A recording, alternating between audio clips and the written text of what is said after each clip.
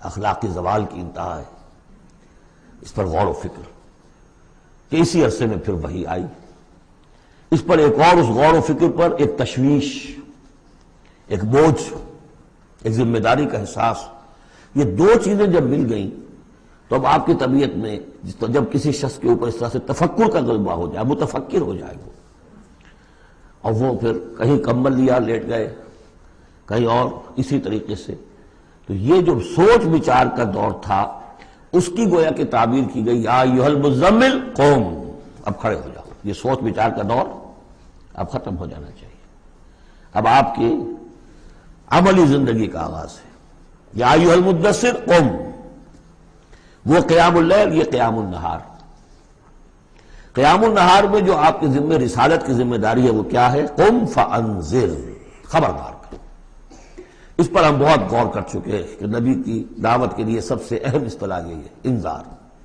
سورہ انعام سے شروع ہو گیا تھا، قل اوحی الی ھذا القرآن لانذرکم بہ ومن بلغ، کہہ دیجئے یہ قرآن مجھ پر وحی کیا گیا ہے تاکہ میں اس کے ذریعے سے تمہیں خبردار کروں. تو خبردار کرنا کہ یہ نہ سمجھو کہ بس یہ جیسے حیوانات ہیں، یہاں پیدا ہوئے، چرا چگا، ختم ہو گئے، نسیاں منسیہ ہو گئے. تم حیوان نہیں ہو، کچھ اور ہو. تمہارے اندر اللہ نے اپنی روح پھونکی ہے، عظیم ترین امانت کائنات کی، جسے نہ پہاڑ اٹھا سکے نہ آسمان اٹھا سکے. وہ امانت ہے جو تم نے اٹھائی ہے، اور اس امانت کی جواب دہی ہے، ذمہ داری ہے، اس کی اکاؤنٹیبلٹی ہے. تمہیں سب کو مرنے کے بعد اٹھا لیا جائے گا. واللہ لتموتن کما تنامون ثم تبعثن کما تستيقظون ثم لتحسبن بما تعملون ثم لتجزون بالاحسان احسانا وبالسوء سوءا وانها لجنة ابدا او نار ابدا. یہ ہے انذار. نبی کی دعوت کا نقطہ آغاز انذار آخرت. لیکن اس کا ہدف کیا ہے؟ اس کا ہدف جو ہے کوئی خانقاہی نظام بنانا نہیں ہے. اس کا ہدف صرف کوئی تعلیم و تعلم کا نظام قائم کرنا نہیں ہے. ہدف کیا ہے؟ ربک فکبر، اپنے رب کو بڑا کرو. کیا مطلب ہے؟ رب تو بڑا ہے، کیا بڑا کریں گے؟ اس کی بڑائی مانی نہیں جا رہی، اس کے خلاف بغاوت ہے. ظہر الفساد فی البر والبحر، اس کی بڑائی منواؤ، اس کی بڑائی نافذ کرو. اسی کے لیے یہی لفظ ہے، وہ نیوکلیس ہے جس سے کہ پھر سمجھیے بیج ہے یا گٹھلی ہے جس سے کہ تمام الفاظ نکلے ہیں. اقامت الدین، دین کو قائم کرو. لِیُظْہِرَہُ عَلَى الدِّینِ کُلِّہ، تاکہ اس دین حق کو تمام کے تمام نظام دین پر، نظام زندگی پر نافذ کیا جائے، غالب کیا جائے. مختلف اصطلاحات ہیں. لِتَکُونَ کلمۃ اللہ العلیٰ، تاکہ اللہ کی بات سب سے اونچی ہو جائے. وَیَکُونَ الدِّینُ کُلُّہُ لِلَّہ، دین کل کا کل اللہ کے لیے. یہ سب کیا ہے؟ تکبیر رب. وَرَبَّكَ فَكَبِّرْ. تو یہ تین آیتیں اس اعتبار سے کہ حضور کا ایک خاص دور، تدبر، تفکر، پھر فکر مندی، یہ بھی بتا دیا تھا ورقہ ابن نوفل نے. اب دیکھیے انہیں صحابی نہیں سمجھا جاتا. کیوں؟ کہ ان کا انتقال فوراً ہو گیا تھا. اس کے بعد جب رسالت کا حکم آیا ہے اس وقت وہ موجود نہیں تھے. تصدیق کی ہے انہوں نے، نبوت کی تصدیق کی ہے. ان کا یہ وہی ناموس ہے. جب حضرت خدیجہ لے کر گئی حضرت ورقہ کے پاس کہ عمزاد میرے چچا کے بیٹے، ذرا دیکھیے یہ آپ کے بھائی کو کیا ہوا ہے، کیا تجربہ انہیں پیش آیا ہے. ان کا کیا تم نے دیکھا؟ آپ نے بیان کیا کہ ہاں یہ وہی ناموس ہے جو موسیٰ پر اور عیسیٰ پر نازل ہوا تھا، اور کاش کہ میں اس وقت تک زندہ رہوں جب تمہاری قوم تمہیں اس شہر سے نکال دے گی. تو اتنے پریشان ہوئے حضور، حیران ہوئے. اب مخرجیہم، کیا وہ مجھے یہاں سے نکال دیں گے؟ توقع ہی نہیں.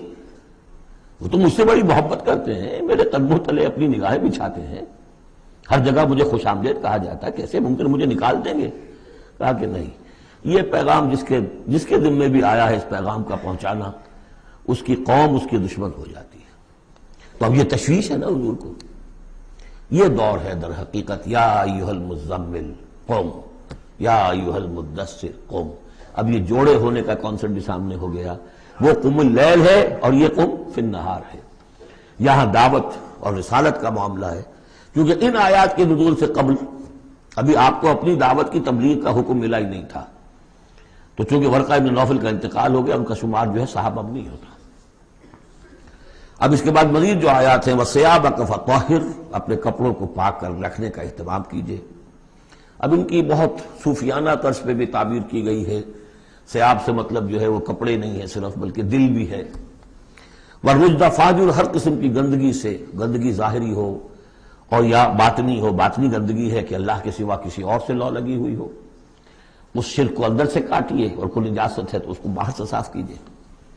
وَلَا تَمْنُن تَسْتَكْثِرْ، اور دیکھیے ایسا نہ کیجئے کہ کسی پریشان دھرے کہ آپ کو جواب میں اس سے بھلا خیر کوئی ملے۔ آدمی کرتا ہے میں دے رہا ہوں، یہ ملے گا واپس، یہ بھی کبھی دے گا، آپ اس کو زیادہ چاہنے کی توقع میں نہ دیجئے۔ یہ تو عام ترجمہ کیا گیا ہے، لیکن مجھے پسند ہے جو مولانا اصلاحی صاحب نے ترجمہ کیا ہے۔ وَلَا تَمْنُن، منن کے معنی توڑنے کے بھی ہوتے ہیں، کاٹ دینا۔ وَلَا تَمْنُن، دیکھو اپنی اس جد و جہد کو، اپنی اس جو بھی آپ کے ذمہ فرض منصبی عائد کیا گیا ہے، اس کے ضمن میں اپنی کوشش کو منقطع نہ کر دینا، جو بھی حالات ہوں جاری رکھنا۔ تستکثر، بہت بڑے نتیجے نکلیں گے انشاءاللہ، کثرت کے ساتھ آپ کو وقت تو لگے گا، لیکن یہ کہ پھر آپ کا جو ہے بول بالا ہوگا۔ وَلِرَبِّكَ فَاصْبِرْ، اور اپنے رب کے لیے صبر کیجئے۔ اور یہ میں عرض کر چکا ہوں، صبر کے ساتھ لام آ جائے تو انتظار کیجئے، اپنے رب کے حکم کا انتظار کیا کیجئے، جو بھی حکم آئے اس پر عمل کیجئے۔ یہ 7 آیات ہیں۔ تو یوں سمجھیے کہ اس سورت کا ایک خاص جو ہے مناسبت قائم ہوتی ہے سورہ علق سے۔ اس سورت کے بھی 3 حصے ہیں، کل ہم دیکھیں گے انشاءاللہ، اس سورت کے بھی 3 حصے ہیں۔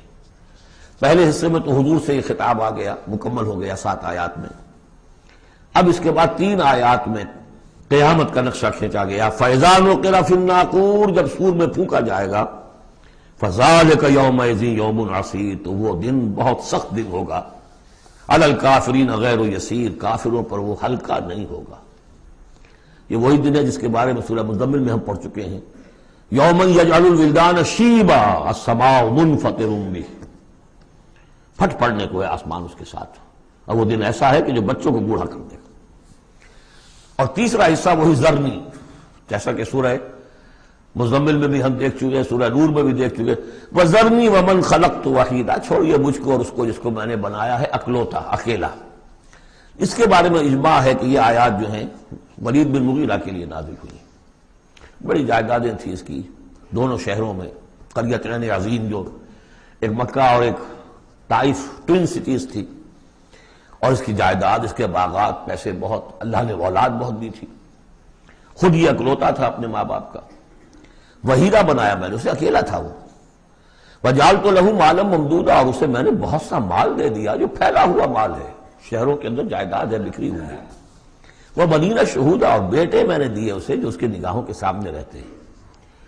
یہ بھی کسی شخص کی توانگری اور مرفہ الحالی کی علامت ہے کہ بیٹے اس کی نگاہوں کے سامنے ہوں، وہ ایکسپورٹ نہ ہو گئے ہوں امریکہ اور یورپ، معلوم ہوا کہ وہ تو گئے ہوئے ہیں بیٹے، ان کو دیکھنے کو بھی آنکھیں ترستی ہیں، سمجھے آپ، وہ تو پھر معلوم ہوا کہ کوئی بڑی ہی پتلی حالت ہے۔ شہودہ، بیٹے سامنے موجود ہیں۔ وَمَهَّدتُّ لَهُ تَمْهِيدًا، میں نے اس کے لیے خوب بستر بچھا دیا تھا، خوب تمہید کی تھی۔ ثُمَّ يَطْمَعُ أَنْ أَزِيدَ، پھر وہ چاہتا ہے کہ میں اور بھی دوں اسے، کلا، بس اب نہیں۔ إِنَّهُ كَانَ لِآيَاتِنَا عَنِيدًا، یقیناً وہ ہماری آیات کا مخالف اور دشمن بن گیا۔ وہ یہ تھا کہ ذہین بھی بہت تھا یہ شخص، اور یہ محسوس کرتا تھا کہ جو وہ محمد کہہ رہے ہیں ٹھیک ہے، لیکن یہ کہ یہ ساری میری جائیدادیں، میرے رشتے، میری دوستیاں، میری چودراہٹ، اس سب کا رسک میں کیسے لے لوں؟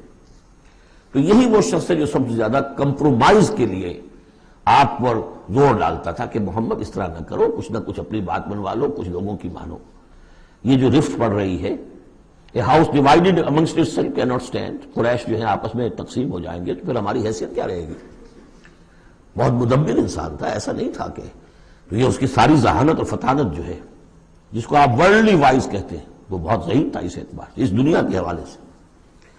اور وہی شخص تھا، تو اس کا معاملہ یہ ہوا کہ ایک مرتبہ یہ کہیں گفتگو ہو رہی تھی بیٹھ کر چوپال میں کہ کیا کہیں ہم میں سے کوئی کہتا ہے یہ جادوگر ہے، کوئی کہتا ہے یہ شاعر ہے، باہر سے لوگ آتے ہیں، وہ جب سنتے ہیں مختلف قول تو وہ پریشان ہو جاتے ہیں، وہ سمجھتے ہیں کہ یہ خود پریشان ہے، جب یہ مختلف الخیال ہیں تو چلو میں خود جا کے اس شخص